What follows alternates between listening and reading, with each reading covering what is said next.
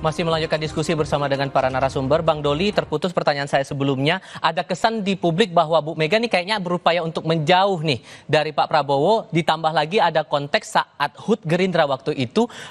Pak Prabowo memuji sosok Jokowi, kemudian bilang hidup Jokowi, begitupun direspon Pak Jokowi menyebut memuji Pak Prabowo. Ada kesan bahwa Bu Mega berupaya menjauh dari Pak Prabowo karena ada faktor Pak Jokowi di situ. Anda merasa bahwa memang hubungan Bu Mega dengan Pak Prabowo lagi tidak baik-baik saja? Ya, saya tidak berharap begitu. Golkar juga tidak berharap begitu. Saya kira semua elemen bangsa ini, masyarakat tidak berharap bahwa antar tokoh bangsa, bapak bangsa, ibu bangsa kita itu ya tidak punya hubungan yang baik. Kita semua punya kepentingan agar tokoh-tokoh ini, para orang-orang tua kita, apalagi presiden, harus punya hubungan yang baik dengan mantan-mantan presiden dan tokoh-tokoh bangsa yang lain gitu loh. Jadi mudah-mudahan ya itu tidak sampai kepada seperti itu dan kita tidak berharap seperti itu. Oke, kalau Mas Burhan membaca gimana segitiga tiga tokoh ini ditambah dengan konteks saat HUT Gerindra waktu itu saling puji antara Pak Prabowo dengan Pak Jokowi yang dibaca oleh sebagian orang tampaknya ini membuat Bu Mega berusaha menjauh dari Pak Prabowo. Sebenarnya surat instruksi dari Ibu Mega itu terang benderang, Tifal. Itu statement politik. Dalam surat disebut secara verbatim alasan penundaan kepada kepala daerah dari PD Perjuangan untuk tidak ikut retreat adalah kriminalisasi hukum terhadap sekjen PD Perjuangan. Itu tertulis seperti itu. Jadi itu mudah sekali buat pengamat untuk menafsirkan apa yang terjadi dengan permintaan ketua umum kepada kadernya yang terpilih sebagai kepala daerah untuk tidak hadir, itu karena faktor Mas Hasto. Gitu. Jadi bahwa kemudian ada tafsir lain, misalnya yang tadi disebut oleh Bung Airlangga, ya, bahwa retreat itu ada fenomena militerisasi sipil, ada fenomena inefisiensi anggaran, itu tidak ada dalam surat. Dan sebelum kejadian Mas Hasto ditetapkan sebagai tersangka oleh KPK, itu muncul statement dari elit PD Perjuangan bahwa kadernya siap untuk hadir. Jadi drivers utamanya mengapa keluar surat instruksi itu bukan alasan inefisiensi anggaran atau karena supremasi militer atas sipil, tapi lebih karena faktor politik. Makanya saya menyimpulkan ini babak baru hubungan antara Ibu Mega dengan Pak Prabowo. Nah, dan mungkin saja kita bisa kaitkan dengan statement saling puji antara Pak Prabowo dengan Pak Jokowi dalam acara ulang tahun Gerindra kemarin. Tetapi buat saya mencari blessing in disguise-nya karena sebelum kejadian ini PD Perjuangan ambigu dalam menetapkan relasi antara PD Perjuangan dengan Pak Prabowo. Nah sekarang kita bisa berharap posisi tegas PD Perjuangan karena kita memerlukan kekuatan oposisi. Oke, ditambah lagi konteksnya, sorry saya potong di situ Mas Burhan, ditambah lagi konteksnya Pak Hasto ini kan ditahan saat posisi partai akan mau kongres. Anda merasa bahwa penahanan Hasto ini dianggap mengganggu Mega dan partai PDI Perjuangan itu? Ya jelas kan muncul tadi saya sebut ya dalam surat kriminalisasi hukum Sekjen PDI Perjuangan itu tegas. Nah saya ingin mengatakan begini, ketidakhadiran kepala daerah dari PDI Perjuangan itu secara legal itu sebenarnya nggak ada implikasi apapun karena kepala daerah tidak dipilih, tidak ditunjuk oleh presiden. Itu yang penting. Jadi beda kalau misalnya menteri atau wakil menteri diminta retreat karena mereka ditunjuk oleh presiden. Jadi tidak mau tidak harus hadir. Tapi kalau kepala daerah boleh menolak. Apakah alasannya karena faktor inefisiensi anggaran, karena faktor militerisasi sipil, karena faktor kriminalisasi sekjen, yaitu kepentingan subjektif dari masing-masing pihak. Saya sih melihatnya sesederhana itu. Tetapi blessing in disguise-nya, Tifal, ya, kelompok civil society punya kawan di parlemen untuk menyuarakan concern yang berkaitan dengan checks and balance. Ya, itu. Kalau begitu Mas Angga, Anda membacanya kalau tadi Mas Burhan bilang ini sudah menegaskan sikap politik PDI Perjuangan, maka menurut Anda ini fix berarti PDI Perjuangan akan ada di luar pemerintahan?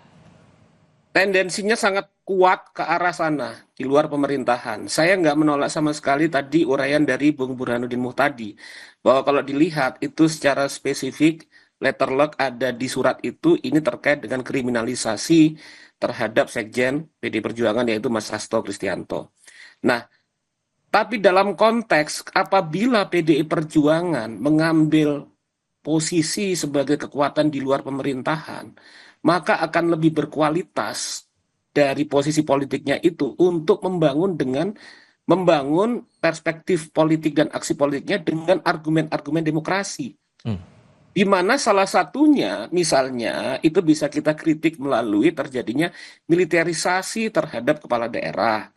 Bisa kita kritik juga dalam perspektif diskurs good governance terkait dengan bagaimana ketika uraian awalnya efisiensi kemudian dilakukan dengan cara seperti ini dan lain sebagainya. Nah, artinya saya tidak menolak bahwa jelas kalau dilihat dari intensi subjektif awal dari PD Perjuangan itu adalah pada posisi yang di-trigger oleh penangkapan Mas Hasto Kristianto, perspektif bahwa hal tersebut terkait dengan kriminalisasi hukum yang berlangsung, dan kemudian ini adalah sikap dari PD Perjuangan dan Megawati untuk membangun soliditas partai dan menekankan bahwa sudah ke arah pada dalam tanda petik di luar pemerintahan. Tapi posisi partai bakal bagaimana kalau faktanya sekarang ya posisi PDIP sedang sendirian berada di luar pemerintahan, Mas Angga?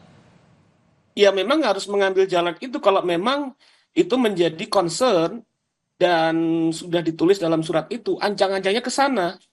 Anjangannya secara tegas itu kemudian menekankan bahwa PD Perjuangan di luar pemerintahan. Dan di sini juga kemudian tadi tidak ada yang sifatnya itu inkonstitusional atau kemudian ilegal karena tidak ada dalam regulasi-regulasi yang ada persoalan retreat bahwa adanya keharusan dari kepala daerah itu untuk ikut dalam acara yang kemudian diarahkan oleh presiden seperti itu. Oke. Kalaupun nanti akan ada pernyataan resmi PDI Perjuangan akan ada di luar pemerintahan, Bang Doli, gimana posisi Kim Plus nih, terutama Golkar melihat ini, apakah ini akan dirasa mengganggu kerja-kerja di pemerintahan yang baru sekarang? Bang Doli? Oke, tampaknya kami mengalami gangguan komunikasi di sini. Oke, Bang Doli, sudah bisa mendengar ya? Ya. Oke. Ya. Soal pertanyaan saya tadi, apakah ini akan mengganggu kalau PDIP benar akan berada di luar pemerintahan buat Kim Plus? Ya, menurut saya itu kehidupan politik berdemokrasi yang biasa saja, normal saja ya, bahwa ada partai politik yang mengambil sikap berada bersama-sama dalam pemerintahan, ada juga partai politik yang mengambil sikap di luar pemerintahan gitu. Dan saya kira dalam beberapa periode terakhir ini kan itu berjalan dengan sebagaimana mestinya saja. Jadi kita hormati saja masing-masing partai politik mau mengambil sikap seperti apa dalam perjalanan sebuah pemerintahan. Dan menurut saya mau di dalam atau di luar itu sama mulianya kalau selama itu untuk kepentingan bangsa dan negara kita. Tapi sejauh ini dari Kim Plus, apakah sudah ada komunikasi juga dengan PDI Perjuangan untuk ayolah ikut retret gitu? Waduh, itu kan kalau retret itu kan masing-masing yang diundang tuh kepala daerahnya, ya, bukan partai politiknya gitu. Jadi saya kira itu undangan langsung diterima oleh kepala daerah dan kepala daerah itu berasal dari partai politik mana saja gitu yang ada dan mereka juga punya hubungan yang selama ini cukup baik ya, yang berbeda satu sama lain ya, karena dukungan masing-masing partai politik terhadap pencalon mereka kan juga beda-beda gitu. Jadi saya kira kita tidak sampai kepada bertanya gitu ya, apalagi memutuskan. Tapi kalau kami dari Partai Golkar meminta kepada semua kepala daerah yang adalah kader Partai Golkar atau yang kemudian diusung oleh Partai Golkar kemarin untuk datang kepada ke acara retreat itu karena kami anggap itu penting. Oke, Bang Doli, Mas Burhan, Mas Angga, terima kasih banyak sudah mau berdiskusi bersama kami kali ini. Selamat sore semuanya. Assalamualaikum.